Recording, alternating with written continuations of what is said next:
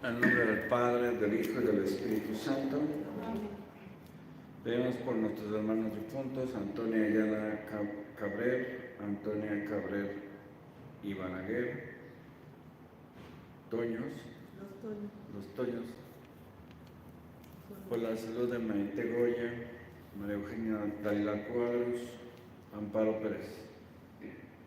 En nombre del Padre, del Hijo y del Espíritu Santo. La gracia y la paz de parte de Dios nuestro Padre, de Jesucristo el Señor, esté con todos ustedes. Reconozcamos nuestros pecados.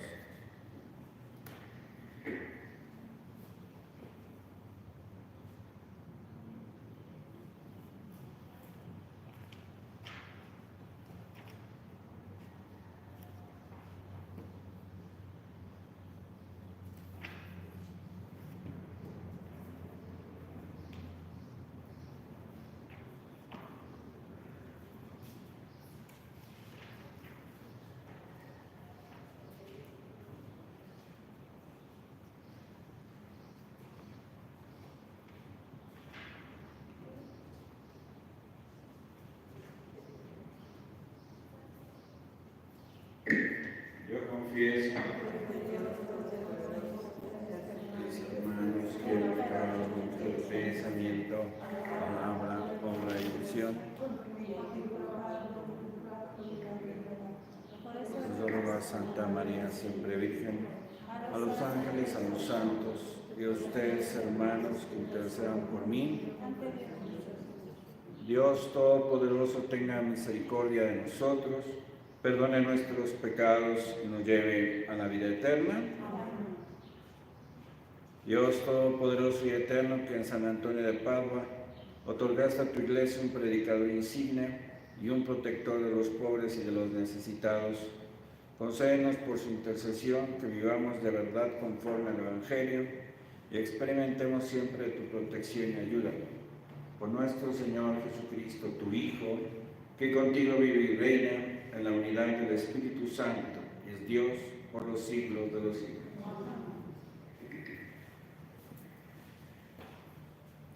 Lectura del primer libro de los Reyes. En aquellos días dijo Elías a Ahab: vete a comer y a beber,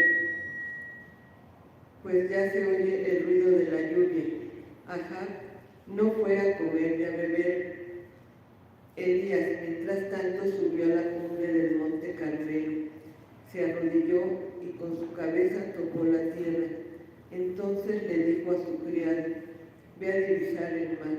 El criado fue a ver y le dijo: no se ve nada. Elías insistió: ve otra vez. El criado volvió 7 veces y la séptima le dijo: una nubecilla como la palma de la mano sube del mar. Entonces Elías le dijo: ve a decirle a Ahab que enganche su carro y se vaya, para que no lo detenga la lluvia. Y en un instante el cielo se oscureció de nubes, empezó a soplar el viento y cayó un fuerte aguacero. Ahab montó en su carro y se fue a Jezreel, y Elías, por inspiración y con la fuerza del Señor, se ciñó la túnica y fue corriendo delante del carro de Ahab hasta la entrada de Jezreel. Palabra de Dios.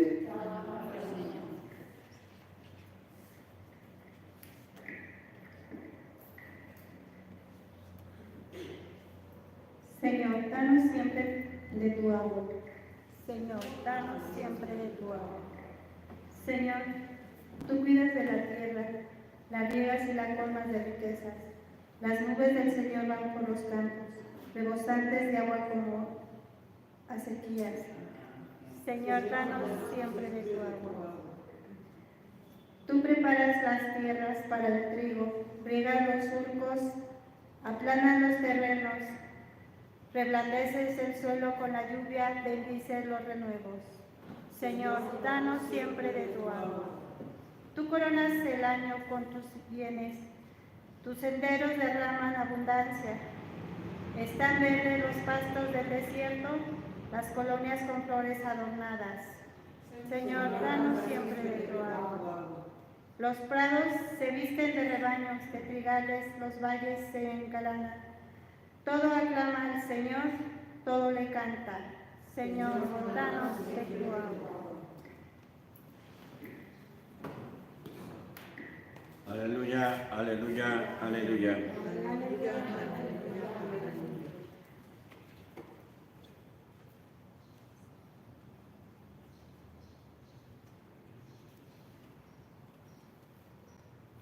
Les doy un mandamiento nuevo, dice el Señor, que se amen unos a los otros como yo los he amado. Aleluya, aleluya, aleluya. El Señor esté con ustedes. Lectura del Santo Evangelio según San Mateo.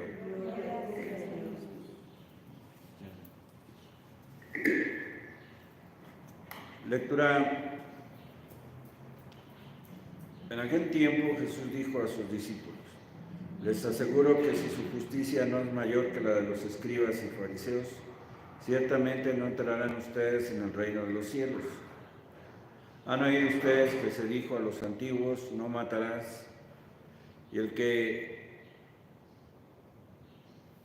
sea llamado, y el que mate será llevado ante el tribunal. Pero yo les digo, todo el que se enoje con su hermano será llevado también ante el tribunal. El que insulte a su hermano será llevado ante el tribunal supremo, y el que lo desprecie será llevado al fuego del lugar de castigo. Por lo tanto, si cuando vas a poner tu ofrenda sobre el altar, te acuerdas allí mismo de que tu hermano tiene alguna queja contra ti, deja tu ofrenda junto al altar y ve primero a reconciliarte con tu hermano, y vuelve luego a presentar tu ofrenda. Arréglate pronto con tu adversario mientras vas con él por el camino, no sea que te entregue al juez, el juez a la policía y te metan a la cárcel. Te aseguro que no saldrás de allí hasta que hayas pagado el último centavo. Palabra del Señor. Jesús nos habla de la fraternidad, que no excluye la corrección fraterna, y por eso nos habla de la dignidad con la que nos debemos de dirigir uno a otro. Claro que el enemigo es de la misma fraternidad, pues porque te puede caer mal o tú a él, y entonces puedes insultarlo, ¿no? Eso iría en contra de la perfección cristiana, porque tú tienes el apetito irascible, que es precisamente para que no quieras y te enojes con lo que va en contra de Dios. Por eso, si alguien va en contra de Dios, pues lo que viene es la ira para librarte de la injusticia y no ser como el injusto. Por eso es en el plano de la fraternidad. Por eso, si vas de camino con tu hermano y tiene algo contra ti, reconcíliate con él. Claro que lo que está fuera de la fraternidad, pues son los que se autoexcluyen, los que se salen del camino de Jesús. Hoy celebramos a San Antonio de Padua, que es uno de los santos que se preocuparon por los pobres y los desamparados, que es el patrón de las cosas perdidas y de acercarlo alejado, y lo relacionan con el amor al matrimonio. Por los valores que él vivió, que son los evangélicos, pues claro que tuvo esta irascibilidad cuando veía la injusticia que se cometía en contra de los hermanos. Había el prestamista, que era también católico, le prestaba a los hombres si no tenían para pagar, en el contrato se determinaba que eran tomados presos ellos a la cárcel y su mujer e hijos vendidos para cobrar la deuda, o también encarcelados con ellos. Pero entonces era una ley injusta que combatió precisamente porque la injusticia genera esta irascibilidad, ¿no?, que te da esta tenacidad para ir en contra de lo injusto. Si no sintieras nada acerca de la injusticia, no te moverías. Por eso él empezó a promover esta ley para reformar esta actitud injusta de los usureros. Y ganó la simpatía de la gente porque era una ley injusta. Si te meten a la cárcel, ¿cómo vas a pagar? Y si te quitan a tu mujer y a tus hijos, pues te quedas sin libertad, sin familia y sin la posibilidad de pagar. Entonces, por todos lados era injusto. ¿Y qué debía decirle a este hombre? Pues que precisamente trabajara por su salvación, por el reino de Dios. Y este usurero, para detener el impulso de San Antonio por la justicia,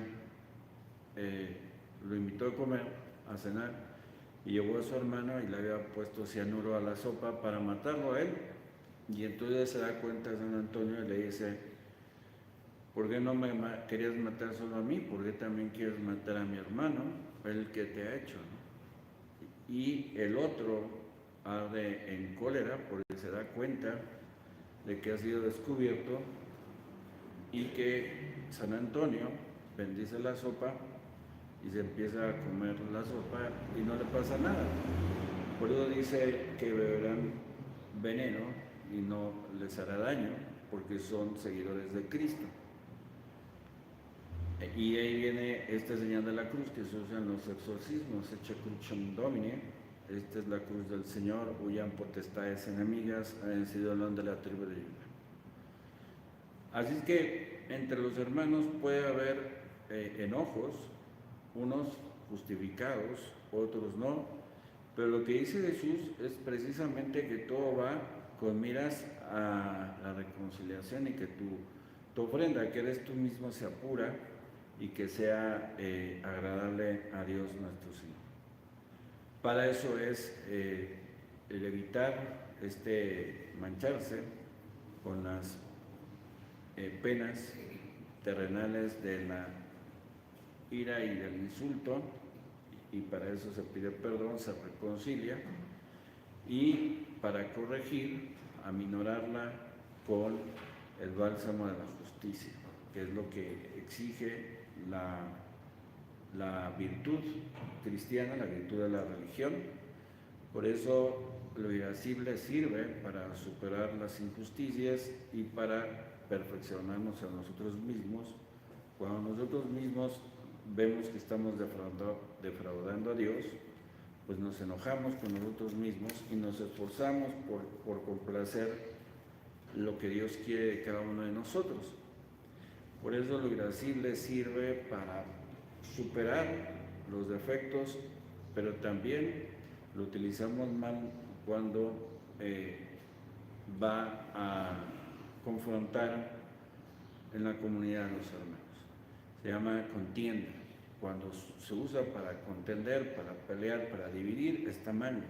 Por eso Jesús dice: no matarás, pero yo les digo, si tú destruyes la unidad por las cosas que dices enojado, insultas, entonces tienes que reconciliarte antes de que te lleven al Tribunal Supremo, que es el fuego eterno del castigo, porque eso es lo que merece quien rompe la unidad, la fraternidad, y se olvida de que Dios es bueno y que uno debe de imitar a Dios en su bondad.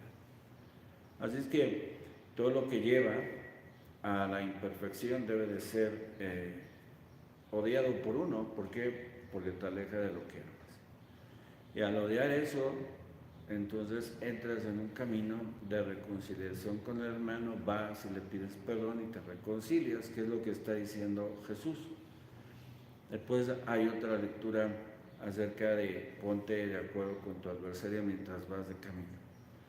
Pero hoy, viendo a este pasaje de la Escritura, ayer no vine a abolir la ley, sino a darle plenitud, pues lo que quiere decir que lo que incluye el no matarás es amar la vida, amar tu vida y amar la vida del prójimo y querer para él lo mejor, la salvación, que es lo que debe de buscar uno siempre y de evitar la perdición eterna.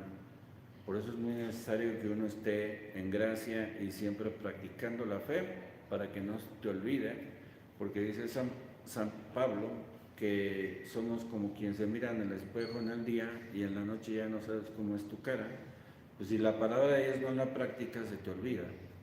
Y entonces no solamente insultarás, sino destruirás, dañarás, causarás dolor al prójimo. Entonces, este pasaje de San Antonio nos muestra el poder de quien busca vivir unido a Dios y por el poder de la gracia de Dios vivir reconciliados con todos los demás.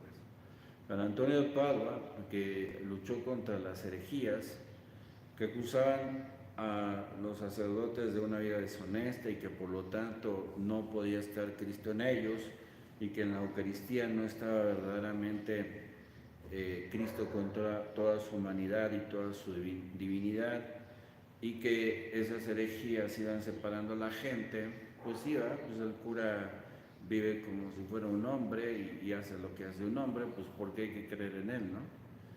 Y luego, si él es malo y comete pecado mortal, pues ¿cómo puede estar Cristo allí, no? No creo que Cristo se deje tocar por un pecador. Y toda esa predicación va sustrayendo a los católicos del verdadero culto que merece Dios nuestro Señor. Y ya sabemos, cuando Él empieza a predicar, pues no le hacen caso los herejes, precisamente por la vida de escándalo que llevan algunos sacerdotes, y por eso atacaba la fe. Pero una cosa es lo que hace la persona y otra cosa es lo que hace Dios por nosotros a través de esa persona. Ya sabemos lo que cuenta Santa Teresa de Jesús de este cura que andaba con la mesera de la cantina por un hechizo que le hizo a la cantinera, la mesera, y que gracias a Santa Teresa descubrió el hechizo, pero también descubrió que la dignidad de ese hombre era la de ser un sacerdote, porque al solicitarle que la confesara, pues él decía: no sabe quién soy yo, no ve que nadie viene aquí a la iglesia, a mí lo que me urge es la confesión, y usted es sacerdote, así que usted me va a confesar. Y así fue como este hombre fue recobrando su identidad sacerdotal. Claro, estaban enojados con él por su manera de proceder, pero esa es la manera en como Dios lo reconcilió con él mismo, ¿no? A través de esta santa que no vio el pecado del cura, sino la gracia que el cura le podía dar. Porque aunque la gracia es como el agua, se simboliza en la Sagrada Escritura muchas veces, ¿no? Entonces no importa si el tubo es de bronce, de oro, de plomo o de plástico, de todos modos por ahí pasa la gracia. Así es, el cura puede estar en pecado mortal, puede ser una persona que causa escándalos, puede ser una persona ignorante, una persona floja, lo que sea, humanamente hablando, pero no deja de pasar la gracia a través de él. Pues así es con San Antonio, así lo están acusando en 1200. Él nace en 1195, ¿no? Y muere en 1236. En esa época, precisamente, la gente pues vivía muchas contradicciones por muchas personas, especialmente curas que se separaban de la iglesia o seminaristas y empezaban a hablar en contra de la doctrina cristiana, atacando a la iglesia. Entonces el defecto lo tienen los humanos, pero no la doctrina, ni lo que la iglesia deja, ni lo que Cristo deja.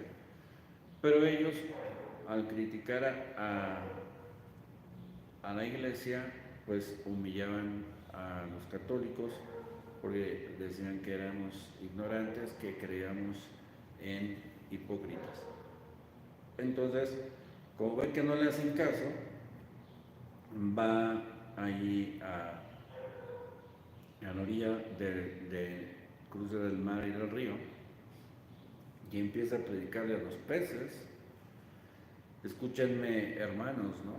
Ustedes que tienen muchos motivos para agradecerle a Dios, y entonces se llena toda esa parte de peces y todos se organizan del chico al más grande y lo escuchan, sacan su cabeza del agua y escuchan la predicación de San Antonio. Entonces al ver eso, los herejes, porque se acerca mucha gente, caen de rodillas ante este prodigio, porque si un animal irracional reconoce en dónde está Jesús y dónde actúa Jesús, pues mucho más una persona racional.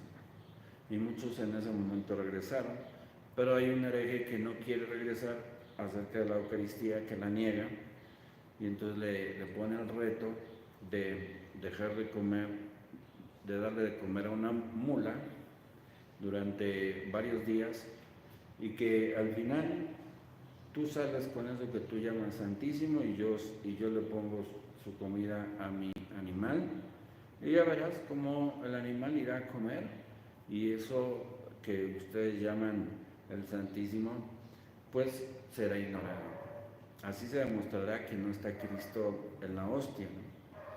Entonces ya se cumple el tiempo, están en la plaza, sale San Antonio con la custodia y nuestro Señor, y sueltan al animal, y el animal pues se ve que va hacia la comida por el hambre que tiene, pero al ver a nuestro Señor, pues sus patas delanteras se inclinan ante Dios, ante Cristo, Eucaristía. Es uno de los milagros, pero lo único que está demostrando ahí es que los irracionales reconocen a su Señor y le agradecen, y nosotros que tenemos una naturaleza superior a la irracional, que es por la razón, la usamos para el mal y no para el bien. San Antonio también ayudó a mucha gente, devolvió la vida a personas que habían muerto, a gente que se había mutilado, les hizo el milagro de recomponer la mutilación. San Antonio era famoso por su santidad, por su vida de gracia y de amor a Cristo, y una vez, por eso también lo asocian con los matrimonios. El marido estaba celoso de su esposa y le decía que ese hijo no era de él, y la maltrataba y la acusaba de adúltera, y entonces nace el niño y va los dos, la mamá y el papá, y el papá sigue negando que ese sea su hijo. Entonces San Antonio le pregunta al recién nacido, todavía con sus manitas amarraditas, ¿quién es tu papá? Y entonces el bebé habla y dice, él es mi papá, ¿no? Entonces le dice, tú confía en tu mujer y deja de estar calumniando. Así es que San Antonio es el patrono de los matrimonios, de los novios. Yo en la parroquia de San Antonio, donde estuve 6 años, me decía la catequista que nunca se iba a casar, ¿no? Que ya se había quedado para vestir santos. Y le digo, pídele a San Antonio. Y ya el primer año pasó, ya desde que se ponen a juntar sus 13 monedas, y no salió ese año. Entonces al otro año me dicen, ya no resultó, no salí. Y le digo, pues pídele, tú debes de pedir, y tu vocación es al matrimonio, y Dios te mandará al que será tu esposo y te dará una familia. Pero si ya estoy grande, ya se me está pasando la edad de embarazarme, todo eso, tú síguele pidiendo a San Antonio. Entonces un día me llegan a visitar unas amigas con sus novios, iba su sobrino de las muchachas que yo conocía desde hace tiempo, y pues que se hacen novios y que se casan, ¿no? Entonces así fue como lo que le decía a ella, pídele y San Antonio intercederá. Así sucedió. Entonces ya tienen una niña desde hace años que se casaron. Por eso uno debe de tener esta fe en nuestro Señor, que actúa a través de los santos y que nos llama también a nosotros a una vida de santidad. Por eso San Antonio de Padua es uno de los santos que más rápidamente fue canonizado, porque en vida se comprobaron sus milagros.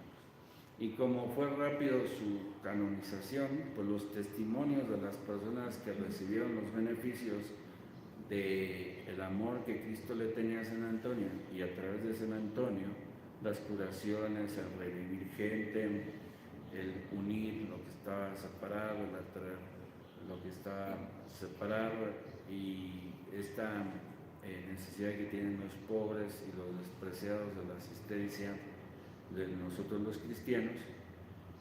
Por eso San Antonio es uno de los santos que tienen estos testimonios que yo les estoy contando de la gente que lo vio. Todavía para canonizar hay toda un estudio de la persona, las virtudes de la persona, los milagros que se le atribuyen, hay una investigación acerca de si son o no son, de lo que enseñaba, si era según la doctrina cristiana, si vivía lo que predicaba. Y él ya en vida ya era proclamado santo, y mucha gente iba a Padua a buscarlo para confesarse o para pedir consejo, aunque él era portugués, era de Lisboa. Terminó siendo ahí en Padua donde realizó su obra. Era franciscano, conoció a San Francisco. San Francisco no quería que sus frailes estudiaran, precisamente porque vivían de la caridad. Era la primera orden mendicante, la orden mendicante vive de la mendicidad.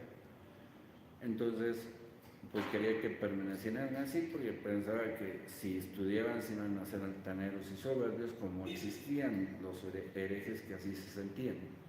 Entonces San Antonio estudió con los agustinos, conoció a los franciscanos, tuvo en el convento en donde estaba de agustino a unos franciscanos que iban de misión a un lugar, y después, cuando hay un pleito entre el rey de Portugal y el Papa, pues él está pensando en ver a dónde puede ir su vocación, y entonces cuando pasan los restos mortales de los franciscanos que tuvo hospedados y que habían sido martirizados al lugar que fueron mandados, entonces él quiso ser franciscano.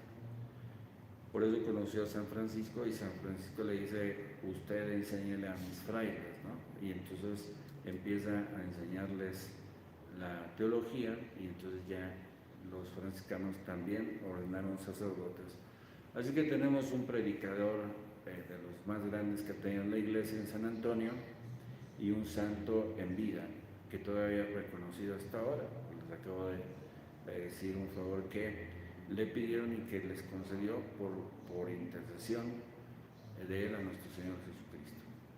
San Antonio de Padua entonces es un ejemplo de un cristiano que se entrega de todo corazón al seguimiento de su Señor, y que solo ama a su Señor. Por eso lo representan con el niñito Jesús, porque decían que hablaba con él, se aparecía, y se ve la ternura de Cristo hacia él y el amor de San Antonio hacia San Antonio. Entonces la santidad es posible cuando uno se deja guiar por Cristo, y cuando utiliza esos apetitos, el irascible y todos esos apetitos que Santo Tomás nos enseña que existen en el hombre para la perfección cristiana. Entonces no es lo mismo el enojo de San Antonio de Padua ante la injusticia de un usurero que quiere pues cometer una injusticia, a la ira del usurero que quiere matarlo. Entonces es muy diferente, ¿no? Entonces una apelaba a la justicia y la otra al homicidio, al crimen, aunque los dos eran cristianos y los dos tenían como misión, por ser cristianos, el Evangelio, y el Evangelio incluye no matarse. Así que así podemos ver cómo después de que el usurero quiso matarlo, San Antonio, ya en hecho de muerte del usurero, le pide que lo vaya a ver, le pide perdón, lo confiesa y lo perdona. Así es que el poder de Cristo se manifiesta en sus santos, y hoy celebramos a uno de los más grandes que ha tenido la Iglesia y que sigue siendo venerado en todas partes del mundo. Padua sigue siendo el lugar de peregrinaje, y nosotros, si tenemos cosas que se pierden, pues podemos pedirle que nos ayude, o si está distanciado la persona amada de otra que se ama, pues pedirle su intercesión, y sobre todo la caridad de ejercer con los pobres la ofrenda todos los martes, el pan de San Antonio, que es la caridad que hacía él después de una promesa que él hizo a nuestro Señor. Lo que empezaba un pequeño que regresó a la vida, eso era lo que iba a dar él en pan para los pobres. Así por eso se llama pan para los pobres. Entonces esta vida de un santo con nuestro Señor es íntima, es privada, personal, creciente, intensa cada vez más, hasta que se funde la voluntad de la persona con la de nuestro Señor Jesucristo y empieza a actuar como Jesús actuó, a pensar como Jesús pensó y a hacer las obras que Jesús hizo. Así que Jesús se prolonga en la vida de aquellos que tratan de seguir